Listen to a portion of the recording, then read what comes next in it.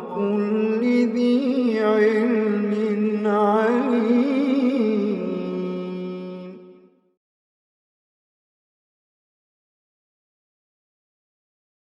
بسم الله الرحمن الرحيم نحمده ونصلي على رسوله الكريم وبعد اللهم انفعنا بما علمتنا وعلمنا ما ينفعنا وزدنا علما رب اشرح لي صدري ويسر لي أمري واحلل عقدة من لساني يفقهوا قولي. I welcome all of you all to this webinar on learning how to navigate during troubled waters with the help of Allah subhanahu wa ta'ala. Because the time is limited in this webinar, we will get into the topic straight away. When it comes to the life of this world, from the time we were small, there is something which was told to us by our parents, by our elders, that this entire worldly life is a test. This is something we frequently hear, and we tend to hear this most of the time. To highlight this, there are different verses of the Quran which is quoted at times. For example, in Surah Al-Baqarah, we have a verse where Allah subhanahu wa ta'ala says, وَلَنَبْلُوَنَّكُمْ بِشَيْءٍ مِّنَ الْخَوْفِ وَالْجُوعِ وَنَقْصٍ مِّنَ الْأَمْوَالِ وَالْأَنفُسِ وَالثَّمَرَاتِ. We will surely test you. وَلَنَبْلُوَنَّكُمْ means we will surely test you with what? بِشَيْءٍ مِّنَ الْخَوْفِ. We will test you with some fear. We will instill fear into your hearts, and then we will test you with that. وَلَنَبْلُوَنَّكُمْ بِشَيْءٍ مِّنَ الْخَوْفِ وَالْجُوعِ. We will test you with hunger as well. مِنَ الْجُوعِ وَلَنَبْلُوَنَّكُمْ بِشَيْءٍ مِّنَ الْخَوْفِ وَالْجُوعِ وَنَقْصٍ مِّنَ الْأَمْوَالِ وَالْأَنفُسِ. You will be tested where you will lose your wealth. You will lose the life of your, we will test you by taking away lives, death of a family member, a beloved one, a relative, a friend. We will test you with people passing away. وَنَقْصٍ مِّنَ الْأَمْوَالِ وَالْأَنفُسِ وَالثَّمَرَاتِ. And even when it comes to your harvest, you might lose the harvest. We will test you with that. We will surely do that.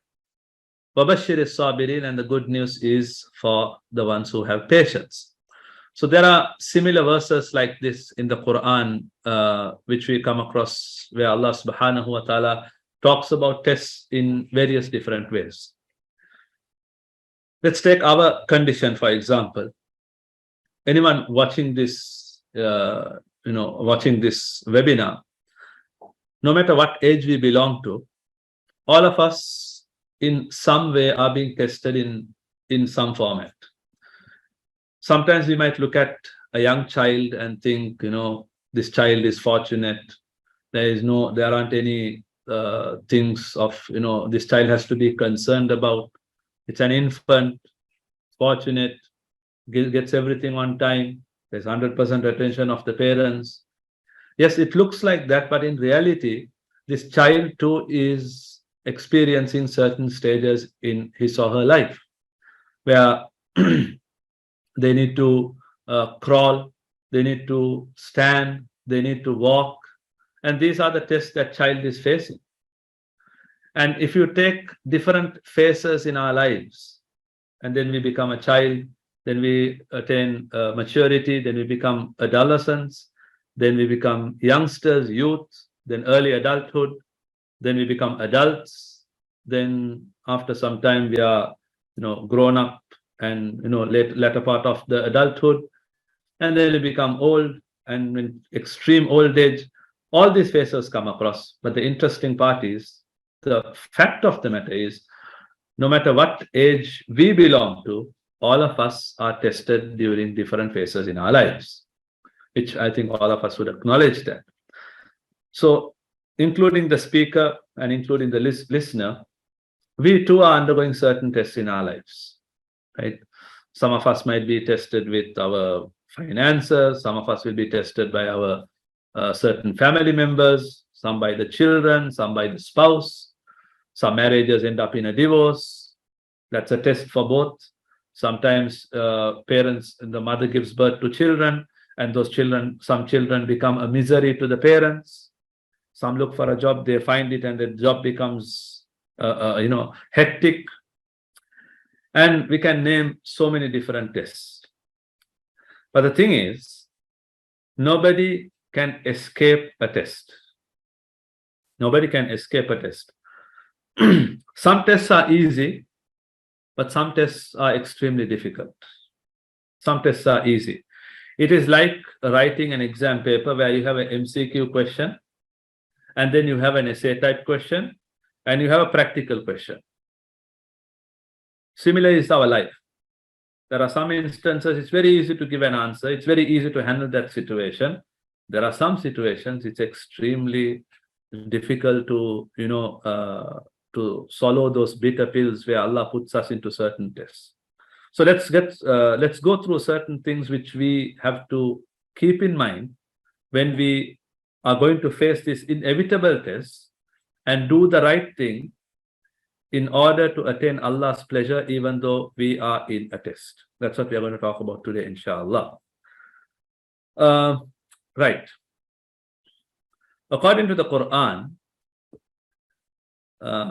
tests are not only tough times or difficult times, or the times when a person is affected by some adversity or a calamity, but the Quran says even a person's wealth, richness, affluence, influence, whatever ni'mah, whatever bounty which a person enjoys, this too is a test from Allah subhanahu wa ta'ala. Which I'm not going to focus on that today, but let's focus on the other side, which talks about the tough moments in our lives, because that is what most of us want navigation in.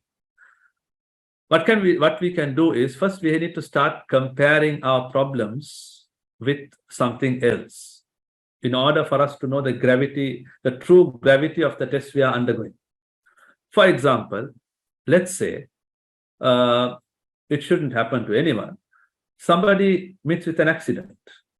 Somebody meets with an accident. And when this person met with an accident,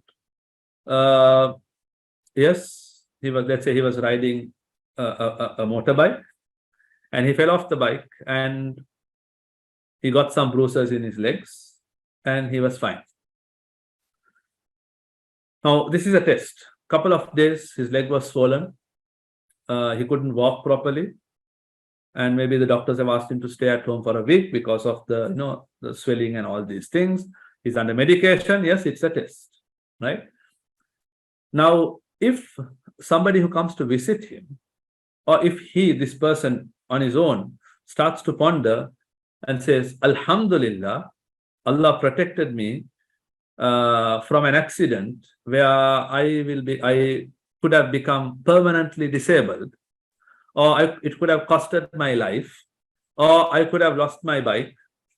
If it starts to think about major or something worse than what has already happened, that helps him to trivialize or to console himself with regard to the current test. A sister loses her, let's say, earring. One of the earrings, she has lost it at home, or she has lost it somewhere, and she's looking for it. There's a lot of panic, and she's looking for it all over the place, and everybody at home are looking for it. Yes, it's valuable, it has value. Yes, you need to look for it. But somebody comes and tells us, okay, what if, did you lose your necklace? Immediately, this person is going to say, no, I didn't lose the necklace. I only lost one of my earrings. So the moment the necklace is put forward, we tend to forget, or we tend to, it reduces the gravity of the loss we have undergone. So in life, let's make it a habit to compare our test with something difficult or something which is tougher. So when we do that, the problem which we are already facing becomes easy for us to mentally bear and handle, inshallah. That's point number one. To highlight this, as Muslims, we believe that there is an afterlife. There is a world, we are going to live after our death. Where Nabi sallallahu alayhi wasallam said a very interesting point. He said on the day of Qiyamah, a person who lived in this world as a person who lived a luxurious life in this world will be brought on the day of Qiyamah, and he will be shown the fire of Jahannam. He will be shown the fire of Jahannam. So this person, Allah subhanahu wa ta'ala will ask him, did you ever experience any comfort in your life? Did you ever experience any comfort in your life? This man who lived with luxury, right? He will reply, my Rabb, I have never seen any luxury in my life. So the glimpse of Jahannam was enough for that person to forget all the luxuries he enjoyed in this worldly life. Another person will be brought. This person was the man who was tested most in this worldly life. He had test after test. He never enjoyed any comfort in his worldly life. This person will be brought and he will be shown Jannah. He will be shown Jannah. And Allah subhanahu wa ta'ala will ask him, did you ever experience difficult times in your worldly life? Merely having a glimpse of the pleasures of Jannah is sufficient for this person to say, Ya Rab, I have never experienced any calamity, difficulty in my life. He forgot everything merely looking at the glimpse of Jannah. Just have a look at it. That's it, he forgot. Relate this hadith to the COVID situation which we lived a couple of years ago, right? When we had the first lockdown, somewhere in 2020, March onwards, for almost 50 odd days, all of us were confined to our homes. We couldn't go out. It was a punishable offense for somebody to leave his house or her house. We stayed back at home. We didn't go out. But when we stayed at home, it was a very tough phase. We saw the same people. It was the family. So many couples had arguments. Marriages were having a bad time. Children didn't have school, so the children had a bad time. They couldn't go out to the playground. Nothing. Men were at home, no office. Entire lockdown for 50 odd days. That was the first lockdown, if we remember. The moment we received the news that the lockdown rules or regulations and all these things are going to be relaxed, the moment we heard that news, we became so delighted that we forgot the experiences we had for the last 50 odd days. All of us would testify to this. Take the example of any crisis we have faced. It can be whatever. We tend to forget it the moment we see something pleasurable, which is delightful. So tests in this dunya, in compared with the test of the akhirah, is nothing. It is nothing, even though we might call it, it was a bad test, it's very difficult to handle, all that, it's still nothing. When it comes to, so that being said, if we are to look at the people who were tested most in this worldly life, they were none other than the prophets. So what does that tell us? If you become closer to Allah, you will be tested the most. If you are very close to Allah, you will be tested the most. If you take the prophets, Yaqub alayhi salatu wasalam, all of us know his story, where he and his son Yusuf alayhi salam were separated for more than 2.5, 3 decades. That the father and son bond was totally disconnected for 25 to 30 years. Take the example of Ayyub alayhi salam. He was suffering from a sickness for years.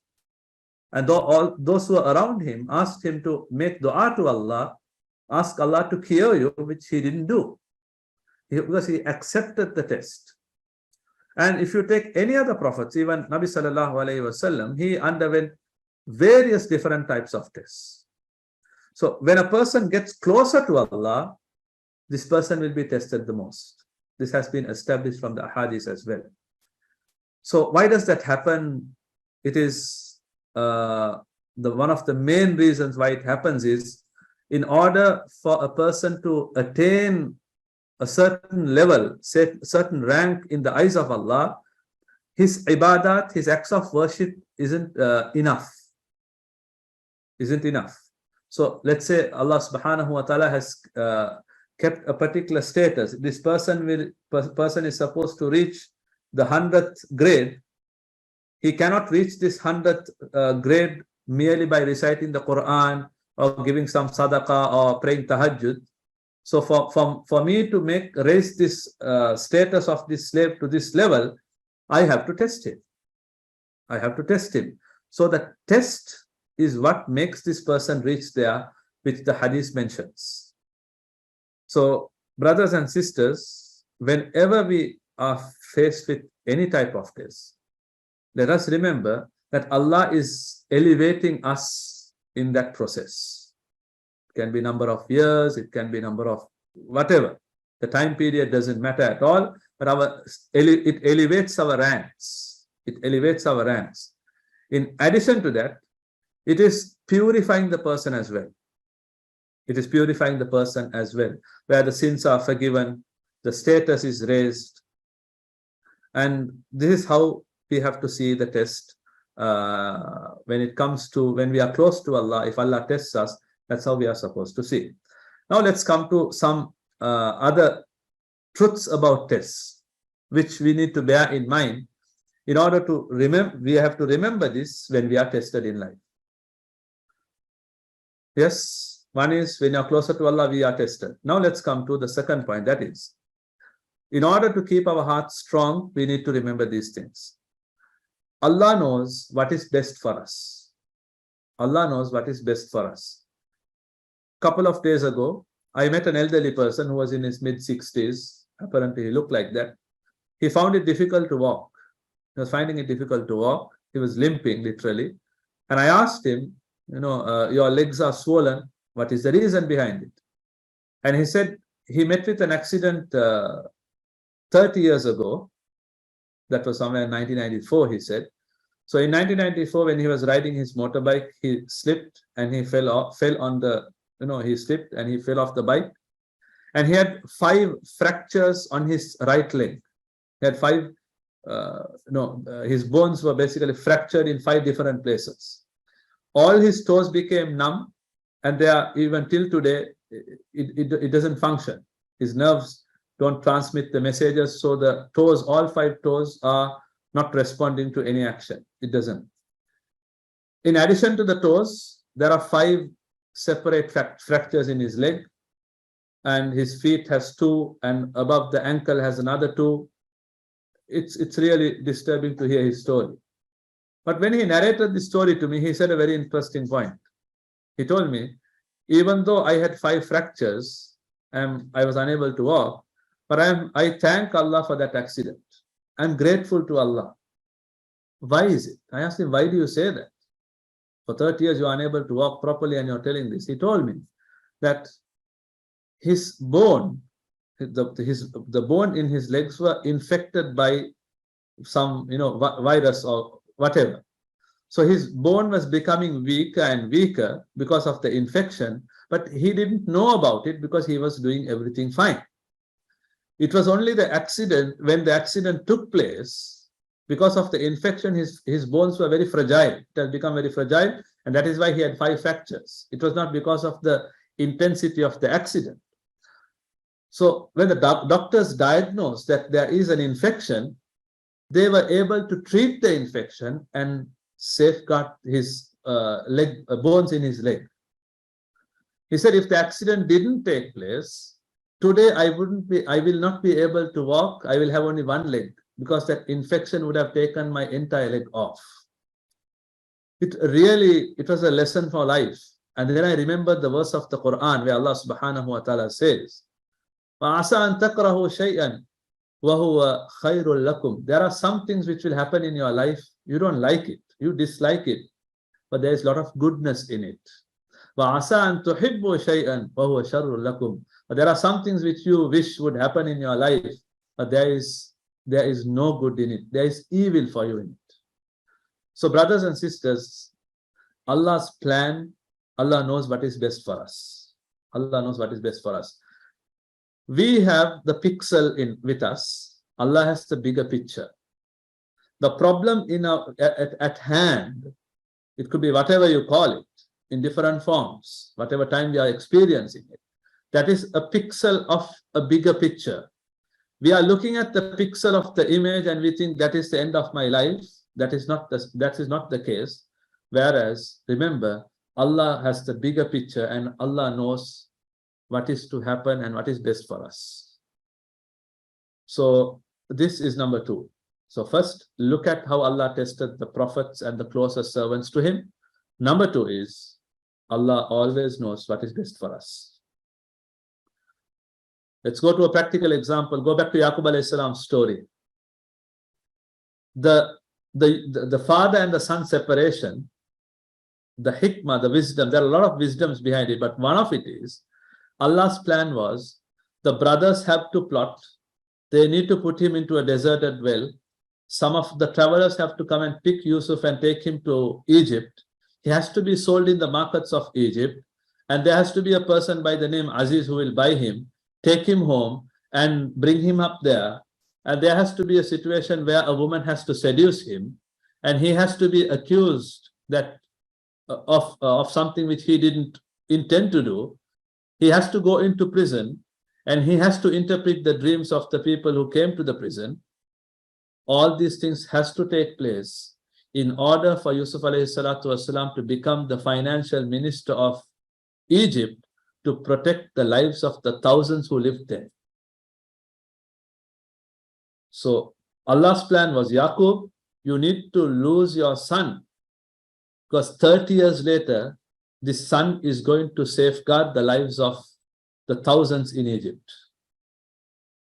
Similarly, brothers and sisters, if you are to take certain tests which we have experienced in our own lives today, there are many who COVID became a fortune for so many. Yes, we did lose our beloved ones, our family members, we did lose them. But COVID was a moment, even for us to have an online webinar like this. If COVID didn't come, I don't think we would have thought of having online webinars like this. How many of us are learning the Quran through online? If before COVID, that was the last option we will think of. But today, online learning has become common. So Allah knows what is best for us. Allah knows what is best in every test. So let us sit back and think about the days we have undergone tests, and now we see the good results of those tests. I'm sure all of us have a story to tell there. So that's number 2. Let's go to the next one. Whenever we are faced with a test, remember, Allah will not test us beyond our capacity. Allah will never test us beyond our capacity. That's mentioned in the Quran. La yukallifullahu nafsan illa wus'aha. Allah doesn't burden a person beyond his capacity.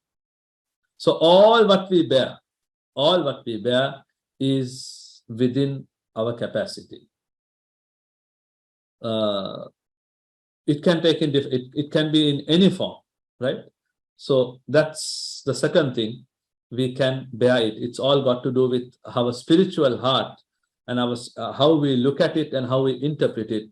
But always remember, we are able to bear it. Nothing beyond our capacity is given to us by Allah subhanahu wa ta'ala.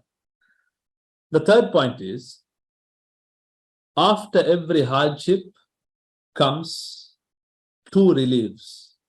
After every hardship comes 2 reliefs. To support this, we have the famous verse of the Quran, which all of us know, فَإِنَّ مَعَ الْعُسْرِ يُسْرًا إِنَّ مَعَ الْعُسْرِ يُسْرًا, which is literally translated as, indeed, with every hardship there is relief, and indeed with every hardship there are relief.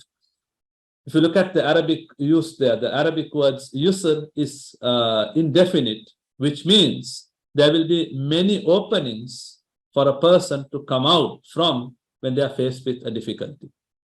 There will be many exit points, but there will be only one difficulty. It has many ways to come out. Right? Okay. Finally, never lose hope. Never lose hope. Those who end up, I know there are situations where some people can get into depression. Yes, Yaqub alayhi salatu wassalam, he didn't undergo depression at all. But Yaqub alayhi salam's grief, his worry, it went to that extent that Yaqub alayhi salam lost his eyesight. He was thinking about his son Yusuf for over 3 decades. What happened to Yusuf? Where is Yusuf? But the thing in Yaqub alayhi salam was, even though he was thinking about his son for so many years, he never lost hope in Allah subhanahu wa ta'ala. He was an optimistic person. He was an optimistic person. All the prophets, they had the toughest test, but they never lost hope in Allah subhanahu wa ta'ala. They always trusted him. They always knew that there is something good going to come out of it. They knew it. For example, let's take Nabi sallallahu alayhi wasallam going to Taif. All of us know he was not welcomed at all. He was pelted with stones and all those things happened. Apparently, that's a negative situation. He was tested badly. He was physically injured. He was tortured literally. But still, Nabi sallallahu alayhi wasallam didn't curse the people of Taif. Later on, we see that there were great Sahaba who emerged from Taif.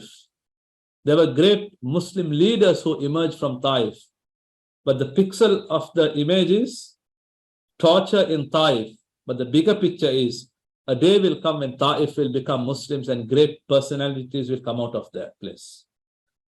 So brothers and sisters, never lose hope. Never lose hope. Yes, we might feel a bit stressed out. We lose our beloved ones. We might have a loss in our business. There might be a miscarriage. There might be a divorce. Our partner might pass away. All these things can happen. That's part of life. We don't trivialize it. But remember, there's always hope. There's always hope. Salama radiallahu anha's husband passes away.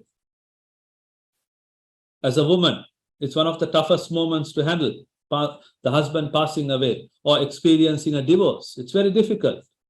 And when there are kids, it becomes even more challenging. Yes, there are some situations we can face these things. But Salama radiallahu anha, she says, I was tested. I lost my husband. I used to think, will I be able to find a better person than my husband Abu Salama? Is there anyone better than him? That is what she used to think. But even though she thought that way, she had something in her mind. She used to recite the dua, Inna lillahi wa inna ilayhi raji'un. To Allah we belong, to Him we return. Allahumma ajurni fi musibati. Ya Allah, reward me for this calamity. My husband has passed away, Ya Allah. Reward me for that. وَخْلُفْ لِي خَيْرًا مِنْهَا. And replace this loss. Replace the loss of my husband with something better. That is what she kept on reading. Brothers and sisters, the result of that dua is she gets married to Muhammad sallallahu alayhi wasallam, which she didn't dream of. She thought Abu Salama, her husband, was the best person on earth, but the impact of the dua was such. So whenever we are faced with a calamity, if we are to recite this dua, not only Inna lillahi wa inna ilayhi raji'un, yes, that's part of it, but Allahumma ajurni fi musibati wa akhluf li khayran minha. Whoever wants this dua, please, you can send a request to our WhatsApp number as well. We will send it to you privately, which means, Ya Allah, reward me for the test I'm undergoing and replace this test with something better. There are millions around the globe who have experienced the benefit of this dua. Whenever we are stuck with a calamity, when we are facing troubles and hardship, there is an element of grief, sorrow, fear, sadness inside us. All of us have this. We might cry, we might feel sad, we might become silent. But the good news is, whenever we are stuck with grief, Allah is with us. Whenever we are stuck with fear, Allah is with us. When Abu Bakr radiallahu anhu and Muhammad sallallahu alayhi wasallam were inside the Thawr cave during the journey of Hijrah, Abu Bakr radiallahu anhu tells, Ya Rasulullah, if these kuffar who have come, they are by the cave, if they are to look down, they are going to see us, Ya Rasulullah. He told him, what did the Prophet say? La tahzan, inna Allah ma'ana. Wherever, don't worry, don't fear, Allah is with us. Scholars say, whenever there is an element of fear in your heart, remember Allah is with you. Allah is with you. So these are some of the ways when we are faced with trouble, we are in troubled waters. Things are not going the way as expected. Things are it's beyond our control. At that moment, it's very important for us to have Allah with us. And this entire webinar for the last 30 minutes, we have spoken about how to have Allah with us in order to keep our hearts strong. If our spiritual heart is strong, we will be able to face any test and attain the pleasure of Allah subhanahu wa ta'ala. At the same time, if the spiritual heart becomes weak, that is a moment when a person will start uttering things, words of kufr, and saying, why is Allah testing me like this? Isn't Allah watching me? Is Allah existing? Na'udhu billah. And all these words come out of a person whose spiritual heart has become weak. If it is strong, he will say, and he will do the right thing and attain the pleasure of Allah subhanahu wa ta'ala. So brothers and sisters, now let's reflect about our lives. Yes, we are tested in various different ways. Some of us might have aged parents. Some of us must be facing challenges with our spouses, our children. As a youngster, you might have challenges in college, in school, in your education, in your job, and you name it. There are so many. If I have to give you the chance to write the test a person is facing, you will have a long list of things. But no matter how long it is, tests are inevitable. But if you have to face it with the right mindset, insha'Allah ta'ala, we will be able to attain Allah's pleasure through that. May Allah subhanahu wa ta'ala help us to always look beyond what we can see with our naked eye. May Allah subhanahu wa ta'ala instill optimism into our hearts. May Allah subhanahu wa ta'ala instill that firm conviction into our hearts that Allah will not test us with something which we cannot bear.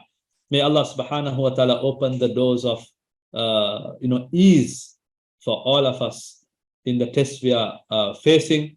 And may Allah subhanahu wa ta'ala always make our hearts firm and strong, where we will never ever lose hope in His help. Ameen. Wa akhiru da'waya anil hamdulillahi rabbil alameen. Assalamu alaikum wa rahmatullahi wa barakatuh.